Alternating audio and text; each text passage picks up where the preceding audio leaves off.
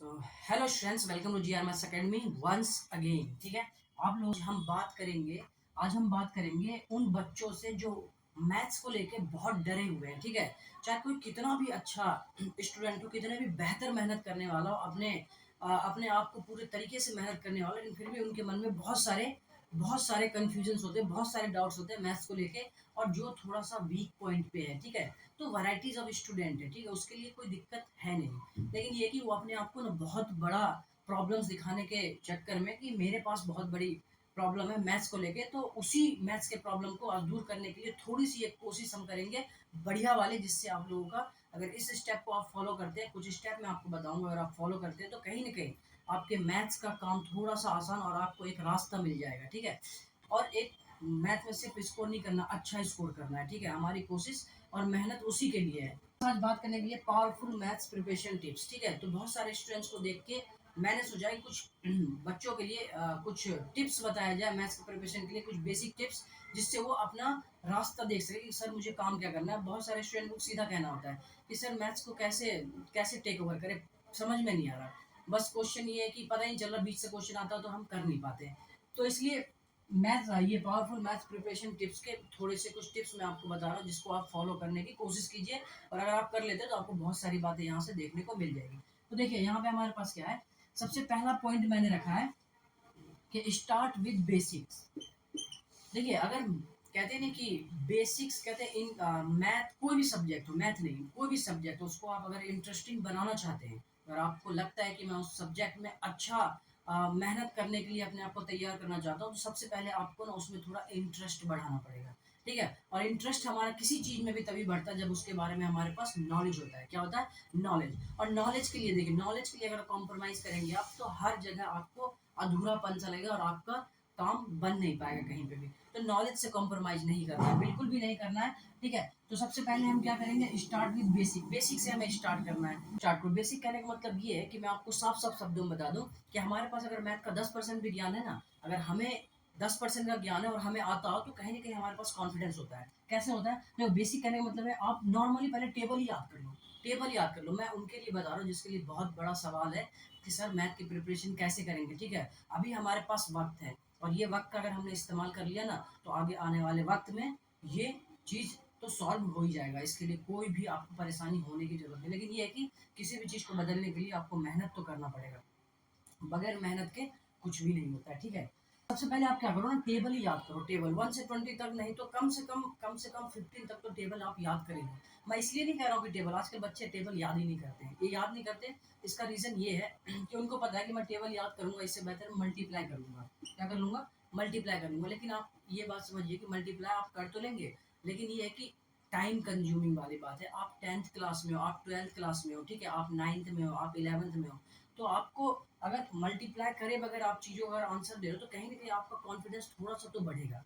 आप इस बात को समझिए। ठीक है, तो आप टेबल याद कीजिए पहले, जो भी है 20 तक टेबल याद कर लीजिए, कोई दिक्कत नहीं है। कहते हैं ना, बेसिक से स्टार्ट करें, मतलब अगर आपको नहीं आता तो चीज़ें बेसिक से स्टार्ट करो, कोई दिक्कत नहीं। ठीक है, अच्छा, ऑपरेशन, और सारे ऑपरेशन पे काम करो। सारा बेस्ट ऑपरेशन क्या है, मैं आपको उसको थोड़ा डिटेल कर देता हूँ कि ये ऑपरेशन किसको बताया गया। ऑपरेशन मतलब ये है कि जैसे एडिशन, जैसे हमारे पास मल्टीप्लिकेशन, जैसे हमारे पास सब्ट्रैक्शन, जैसे हमारे पास डिवाइड, ये सारे चार टोटल कितने मैथमेटिकल ऑपरेशन होते हैं? चार। चारों पे एक अच्छा कमांड होना चाहिए। अगर आपके पास ये नहीं है ना, अगर आप जैसे किसी किसी बच्चे के सबसे बड़ी प्रॉब्लम तो फ्रैक्शन वाले सम, ठीक है, मिक्स फ्रैक्शन में अगर आ गया तो उसको ऐड करना मुश्किल आ जाता है, मिक्स फ्रैक्शन में डिवाइड आ गया तो उसका दिक्कत मुश्किल हो जाता है उसे सॉल्व करने के लिए। लेकिन यही सारी प्रॉब्लम्स ना हमें आगे बहुत बड़ी दिखती है। अगर आप इस पे काम नहीं करोगे, आपके सारे ऑपरेशन क्लियर होने चाहिए। नहीं है तो उसे करो। ठीक है, अभी वक्त है, आप इसमें वक्त लगाओ, 1 महीने में आप अपने आप को तैयार कर लोगे। ठीक है, ये मत सोचो कि स्कूल में सिलेबस वहाँ चले गया, स्कूल में सिलेबस आगे बढ़ गया, तो आपके स्कूल में सिलेबस से कुछ नहीं करना है। ठीक है, अगर आपकी तैयारी आपको बेस्ट करनी है, तो आपको आपको शुरू से एकदम बेसिक लेवल से उठाओ अपने आप को। अगर नहीं आपकी तैयारी है, आपको लगता है डर कि मुझे तो बहुत प्रॉब्लम है, वो दिक्कत है। जिसके पास ये ऑपरेशंस और ये टेबल्स वगैरह होंगे ना, वो कहीं न कहीं अपने समझने, अंडरस्टैंडिंग को अच्छे तरीके से तैयार कर रहे होंगे। ठीक है? तो ये चारों ऑपरेशन पे एकदम अच्छे कमांडो आप। उसके साथ साथ आप एलसीएम पे देख लो, एलसीएम अच्छे तरीके से सीख लो, एचसीएफ सीख लो, मतलब कि ओरली आप एलसीएम एचसीएफ कर सकते हो इजीली, ऐसा तैयार कर लो। ठीक है। अच्छा, फॉर्मूले जो भी आप देखो, फॉर्मूले से हमारे पास अलजेब्रिक आइडेंटिटी होता है। अभी मैंने चैप्टर 2 में भी अलजेब्रिक आइडेंटिटी पढ़ाया था। अगर मैं 10th क्लास के 11 9 10 11 क्लास 11th और 12th क्लास के बच्चे से ये पूछूं a प्लस बी का होल स्क्वायर क्या होता है, a माइनस बी का होल स्क्वायर क्या होता है, और अब इस वक्त भी अगर वो हमें आंसर नहीं दे पाता है इस चीज़ का, तो उसकी तैयारी तो फिर तो आप समझ लो कि पूरे तरीके से वो वेस्ट है, अपने आप को पूरे तरीके से वो डिस्ट्रॉय कर चुका है। ठीक है।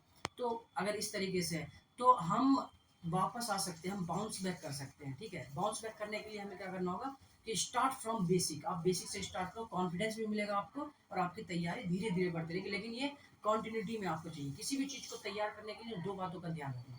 कितनी बातों का? दो बातों का। कौन कौन सा? पहला, स्ट्रगल, मेहनत तो चाहिए ही चाहिए। ठीक है। मेहनत तो चाहिए चाहिए। दूसरा, पेशेंस। क्या? पेशेंस। ये दो बातों का ख्याल आप रखोगे ना, तो किसी भी चीज़ में, किसी भी सब्जेक्ट में अगर इन दो बातों को आप इस्तेमाल करोगे ना, ठीक है। और एक और ऐड कर दो जो कि अंडरस्टूड है हमारे पास, क्या? कंसिस्टेंसी। कंसिस्टेंसी कहीं ना कहीं स्ट्रगल को डिफाइन कर देता है। एक बात समझिएगा, अगर आप स्ट्रगल कर रहे हो, इसका मतलब ये कि आप डेली उस काम को करने के लिए लग रहे हो, और आप किसी काम को डेली करते हो तो वही हमारा होता है क्या? कंसिस्टेंट मेंटेन करना, कंसिस्टेंसी मेंटेन करना। ठीक है। तो आपको ये बात ध्यान रखना होता है। तो मैं अगर 3 वर्ड बोलूँ, किसी भी सब्जेक्ट को आप बेहतर बनाना चाहते हो तो आप 3 चीज़ों का इस्तेमाल करो। 3 चीज़ें नहीं, 2 ही चीज़ें, बट हमेशा 3 मैं बता रहा हूँ ताकि आपको पूरे तरीके से क्लियर हो जाए। तो पहला क्या है आपको? पहला आपको स्ट्रगल करना है। ठीक है। स्ट्रगल करना, मेहनत करना है। ठीक है। उसके बाद दूसरा क्या? पेशेंस। पेशेंस बनाए रखना है। ये नहीं कि हमने आज पढ़ लिया, कल मुझसे क्वेश्चन नहीं हो रहा तो मैंने छोड़ दिया, फिर 4 दिन मैंने पढ़ लिया, 5वें दिन मुझसे क्वेश्चन नहीं हो रहा तो छोड़ दिया। नहीं, लगे रहना है, कंसिस्टेंसी। ठीक है, बनाए रखना है। उसके बाद पेशेंस हो गया हमारे पास। ठीक है। तो ये तीनों चीज़ों को आप इस्तेमाल करो। अच्छा, ये हो गया हमारे पास। दूसरा पॉइंट देखो, मैंने क्या बताया आपको? Understand concept, don't just memorise. देखो, जब भी आपके पास कोई टीचर क्वेश्चन कराता है आपको, कोई भी क्वेश्चन कराता है, तो आप कोशिश करो पहले उसको समझने की। ठीक है। देखो, एट द लास्ट पैरट बन ही जाते हो। ठीक, पैरट नहीं बनना आपको। Don't make parrot your self. अपने आप को तोता बनाने में मत रहो कि जैसे ही पूछो तुरंत नहीं। कुछ जगह पे चीज़ें नहीं है। हम पहले, हमारे पास याद करना, मेमोराइजेशन भी जरूरी है, मैं ये नहीं कह रहा हूँ कि नहीं, वो भी जरूरी है। लेकिन पहले जहाँ पे हमें कॉन्सेप्ट समझने की हमारे पास दी गई, जो चीज़ें समझाया जा रहा हो कॉन्सेप्ट, तो पहले उसको आप समझो, उसको अच्छे तरीके से समझो। उसके बाद कॉन्सेप्ट अगर आप समझ जाते हो तो आप ऑटोमेटिकली मेमोराइज नहीं करोगे। ठीक है, मेमोराइज नहीं करोगे। आप कॉन्सेप्ट कहने का मतलब क्या है कि हाँ, अब मैं आपको ये भी डिफाइन करता हूँ। जैसे मैंने कहा ए प्लस बी का होल स्क्वायर क्या होता है, तो कोई याद कर लेता है, कोई याद करता है a square plus b square plus 2ab। बिल्कुल सही बात, मैं एक जस्ट एग्जाम्पल दे रहा हूँ कि ए प्लस बी का होल स्क्वायर क्या होता है, a square plus b square plus 2ab। But लेकिन कोई स्टूडेंट ऐसा भी होगा जो ए प्लस बी का होल स्क्वायर को 2 बार लिख रहा होगा, equal to a plus b, और दूसरे ब्रैकेट में ए प्लस बी 2 बार लिखा, फिर उसको मल्टीप्लाई करेगा, प्रोडक्ट, मोनोमियल बाइनोमियल को बाइनोमियल से क्या करेगा? मल्टीप्लाई। मल्टीप्लाई करके सॉल्व करके देखेगा कि a square plus b square plus 2ab आ रहा है या नहीं आ रहा। तो ये होता है कॉन्सेप्चुअल काम करना, कि उसने पूरे जड़ को खोद लिया है एकदम तरीके से, कि उसे पता चल गया कि अच्छा ये ऐसा होता है। तो इसमें क्या होगा, उसको फॉर्मूले भी याद हो चुके हैं, लॉन्ग टाइम तक याद रहेंगे। और अगर याद नहीं भी रहा बाई चांस, तो वो क्या करेगा? सॉल्व करके निकाल देगा, और उसके क्वेश्चन भी प्रैक्टिस हो गया इसमें। तो ये होता है कॉन्सेप्चुअल बेस्ड लर्निंग, है ना, कॉन्सेप्चुअल बेस्ड लर्निंग ऐसे होता है। ठीक है। दूसरा हमारे पास देखो क्या है, देखो सॉरी, तीसरा हमारे पास, तीसरा पॉइंट क्या है? Break problems into steps. ठीक है। आप अपने प्रॉब्लम्स को ना, आपके आप देखते हो ना, कोई भी क्वेश्चन अगर हम सॉल्व करते हैं, ठीक है, कोई भी क्वेश्चन अगर टीचर ने बताया, सॉल्व किया हमने, तो हमने क्या देखा कि उसको वो क्वेश्चन एक पेज में सॉल्व हो रहा है। ठीक है। तो आप सोचोगे, आपके दिमाग में बात आ जाती है ना कि एक पेज का सवाल है, ये इसका आंसर एक पेज है। अब एक पेज इतना जल्द कैसे हमें याद रहेगा? तो नहीं, आप क्या करो ना, एक पेज में अगर हमारे पास 16 लाइनें हैं ना, 16 लाइनें हैं ना, रूलिंग कॉपीज होती है ना लाइन वाली, 16 लाइनें हैं, तो आप क्या करो, उसको 4-4 लाइन में डिवाइड कर दो। कि 4 लाइन कैसे, पहले आप भूल जाओ 16 लाइन, 16 लाइन को आप भूल जाओ। आप ध्यान रखो कि 4 लाइन ये कैसे आया है। 4 लाइन से पहला लाइन स्टेप पहला लाइन शुरू करो, पहले लाइन के बाद दूसरा लाइन देखो कि हाँ, ये पहले लाइन के बेस पे दूसरा आया है, दूसरे के बाद तीसरा लाइन कैसे आया है, ऐसे देखो, फिर चौथे लाइन। तो 4 लाइन को पहले समझो, 4 लाइन अगर आप समझ लेते हो, उसको प्रैक्टिस कर लो। ठीक है। उसके बाद 4 लाइन को देखो, स्टार्टिंग में हमें वक्त देना पड़ता है। ठीक है। स्टार्टिंग अगर आप कर रहे हो, वक्त देना पड़ता है। मैं आपको एक बार फिर बता दूं, कि कहते हैं कि अगर आपको एक क्वेश्चन करने में, स्टार्टिंग अगर आप कर रहे हो तो आपको अगर एक क्वेश्चन करने में 3 दिन लगता है, तो आपको दूसरा क्वेश्चन करने में ना, आपको दूसरा क्वेश्चन करने में 2 ही दिन लगेगा, और आपको आगे के आने वाले 4-5 क्वेश्चन करने में 1 दिन में आप सॉल्व कर लोगे। क्योंकि जैसे जैसे टाइम बढ़ता है हमारा एक्सपीरियंस भी बढ़ता है और हमारा नॉलेज भी बढ़ जाता है, उसके बेस पे हम दिन को कम करते हैं, हमारे सवाल बढ़ जाते हैं। ठीक है, तो स्टार्टिंग में आपको वक्त देना पड़ेगा। ठीक है, तो मैंने कहा स्टेप में तो 4-4 लाइन में डिवाइड करो, 4 लाइन पहले समझो और भूल जाओ 8 लाइन को, फिर 4 लाइन जब मैंने समझ लिया फिर दूसरे चौथे लाइन पे आओ, फिर तीसरे चौथे लाइन पे आओ। ऐसे करके आपको क्या होगा ना कि आपने स्टेप्स में ब्रेक करा और आपको कम लगा। ये माइंड जो है ना हमारा बहुत थोड़ा सा आलसीपना तो करता है, एक बात तो आपको मानना पड़ेगा, इसको थोड़ा सा जगा के रखना पड़ता है। अगर आप बोलोगे ना कि किसी बच्चे को आप ट्राई करना, मैं आपको बताता हूँ एक बार, आप ट्राई ये करना कि आपको किसी बच्चे को ना 8 लाइन याद कराना है, तो उसे बोलना कि 8 लाइन याद करके आओ कर, तो वो रोएगा पहले, कहेगा सर 8 लाइन कैसे याद हो जाएगा, नहीं होगा। ठीक है, अब उसे बोलो कि ठीक है 2 लाइन याद करके आओ, तो वो क्या करेगा, जाएगा तुरंत घर पे 2 लाइन याद करके आकर सुना देगा। फिर अगले दिन बोलना कि 2 लाइन और याद करो, फिर 2 लाइन दो याद करने के लिए, 2 लाइन याद करके आपको सुना देगा, फिर अगले दिन दो दो को सुना देगा। तो ऐड करोगे तो 4 दिन में वो 8 लाइन याद कर चुका है। ठीक है, तो इससे हुआ क्या ना, वक्त दिया है स्टार्टिंग में, भले ही वो 8 लाइन याद करने के लिए 4 लाइन, और 8 लाइन याद करने के लिए हमें 4 दिन लगे, बट उसका वो 8 लाइन कंप्लीट हो चुका, और अगला 8 लाइन ना वो याद करेगा ना, जब उसको बताया जाएगा तुमने 8 लाइन याद कर लिया, तो उसका कॉन्फिडेंस बढ़ेगा, तो अगले 8 लाइन ना 2 दिन में याद कर लेगा। फिर उसके बाद अगला अगर कोई 8 लाइन याद करने के लिए दोगे ना, तो वो कहीं न कहीं 1 दिन में याद करके ले आएगा। तो ऐसे करके धीरे-धीरे बनाना पड़ता है, ठीक है? चीज़ों को बनाना पड़ता है, सामने वाले के माइंड में सेट करना पड़ता है ये बात, ठीक है? ये सारी बातें हो सकता है कि आप लोगों को कुछ लगे ऐसा कि ऐसा होता नहीं है, आप प्रैक्टिकल करके देखना, आपको पता चल जाएगा क्या है, ठीक है? उसके बाद देखो 4th लाइन में टीच समवन एल्स, ये बहुत अच्छा है। अगर आपको मिल रहा है ऐसा करने के लिए तो आप करो। सबसे पहले मैं आपको बताऊँ इस लाइन के बारे में, टीच समवन एल्स, है ना? किसी को भी पढ़ा दो। पढ़ाने का मतलब ये है कि मैं आपको एक बात बताता हूँ कि आजकल क्या है ना कि कोई बच्चा, और बच्चों में ये बहुत ज़्यादा आ चुका है। ये बात जो मैं बताने वाला हूँ, ये बच्चों में बहुत सारी जगह पे आने लगा। कैसे? कि बच्चा क्या सोचता है ना कि मैं पढ़ लूँगा, और कोई दूसरा पूछता है ना तो बच्चे के दिमाग में ये आता है मैं इसे बता दूँगा, तो इसे भी पता चल जाएगा। तो फिर मेरी वैल्यू नहीं रहेगी, ऐसा नहीं है। ये सोचना गलत है, ये सोच आपको पीछे लेके जाएगी। ठीक है? कहते हैं कि एजुकेशन एक ऐसी चीज़ है, एजुकेशन एक ऐसी चीज़ है जो बाँटने से हमेशा बढ़ता ही है, घटता नहीं है, ठीक है? तो आप अगर सीख गए हो ना, तो कोई दूसरा अगर नहीं जानता है ना, तो उसको आप बताओ, उसको आप उसको आप समझाओ। इससे क्या होगा ना कि आपके कॉन्सेप्ट क्लियरिटी जो है वो बढ़ जाएँगे, आपके पास कॉन्सेप्ट क्लियरिटी आ जाएगी। तो इसलिए उसको पढ़ाओ, अगर आप कोई किसी बच्चे को लगता है कि वो सीखना चाहता है, बट उसे समझ में नहीं आ रहा, तो उसको आप सपोर्ट करो अगर आप सीख चुके हो। तो इससे क्या होगा ना कि आपकी तैयारी और बेहतर तरीके से हो जाएगी, और आपको नेगेटिविटी नहीं रहेगी आपके अंदर। तो ये सब सोच नहीं रखो। कोई भी अगर स्कूल में भी कोई बच्चा है जो अच्छा जानता है, जो मेरी वीडियो देख रहा है, वो जो अच्छा जानता है, तो वो जो नहीं जानता ना, उसको थोड़ा, जो जानने की इच्छा रखता है बट उसे नहीं आ रहा है, तो आप उसे समझाने की कोशिश करो। पढ़ने की इच्छा जो रखता है ना, उसको सपोर्ट करो, ठीक है? तो इससे क्या होगा ना कि आपका कोई नुकसान नहीं है, सामने वाले का फ़ायदा ज़रूर हो जाएगा, और सामने हम बगैर हमारे नुकसान के अगर सामने वाले का फ़ायदा हो रहा है, तो इस काम में कोई दिक्कत नहीं है। तो आप करो ऐसा, ठीक है? तो don't get negative minds, negative thinking अपने माइंड में मत रखो बिल्कुल भी, ठीक है? अच्छा, पांचवा देखिए, स्टे मोटिवेट, स्टे पॉजिटिव, है ना?